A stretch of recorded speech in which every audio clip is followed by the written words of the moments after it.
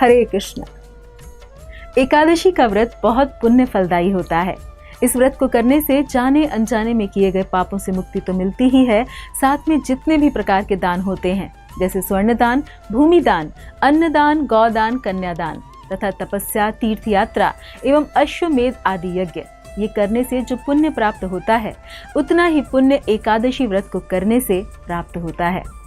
ब्रह्मवैवर्त पुराण में श्री कृष्ण और युधिष्ठिर महाराज के संवाद में अन्नदा एकादशी के महात्म्य का वर्णन किया गया है।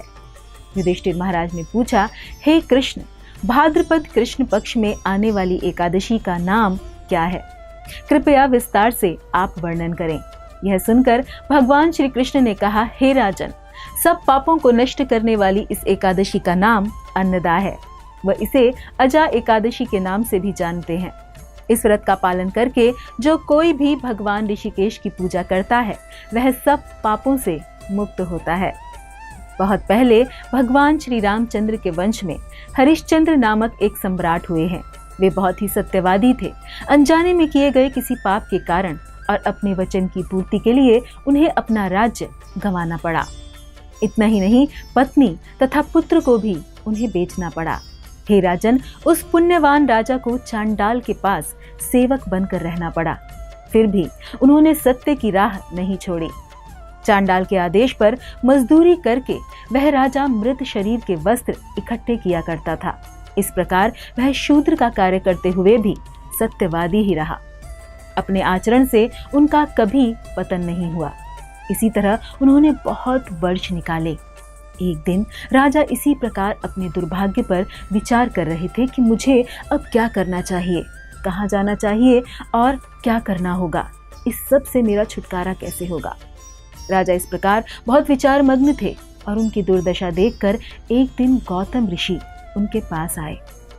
ऋषि को देखकर राजा को विचार आया कि केवल लोक कल्याण हेतु ही ब्रह्मा जी ने ब्राह्मणों का निर्माण किया है।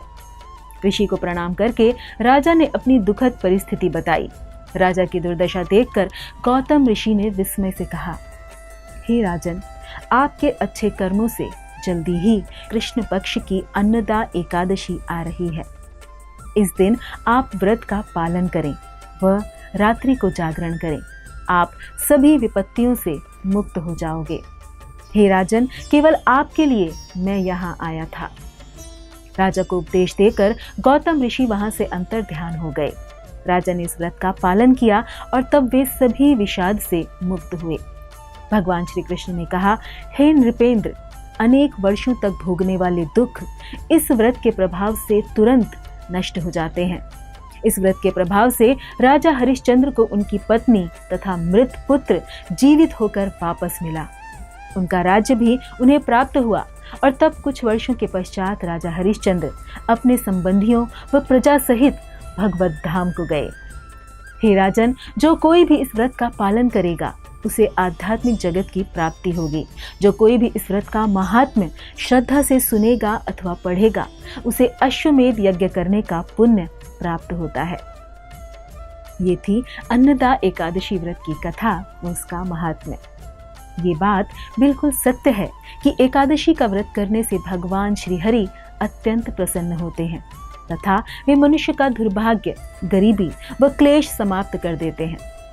परंतु समझने वाली बात यह है कि जो भगवान श्री हरि अपनी भक्ति से प्रसन्न होकर या हरि भक्ति के एक अंग एकादशी से प्रसन्न होकर हमारा दुर्भाग्य हमेशा हमेशा के लिए मिटा सकते हैं, जो भगवान बिना मांगे विभीषण को सोने की लंका का राजा बना सकते हैं, घर में अपनी सौतेली माता से अपमानित हुए ध्रुव को विशाल साम्राज्य दे सकते हैं, वे उन्हें हमेशा के लिए अपने चरणों में स्थान दे सकते हैं, तो वो भगवान यदि हमारी सुन रहे हैं या यदि हम उन भगवान से प्रार्थना कर रहे हैं तो हमें उनसे क्या मांगना चाहिए?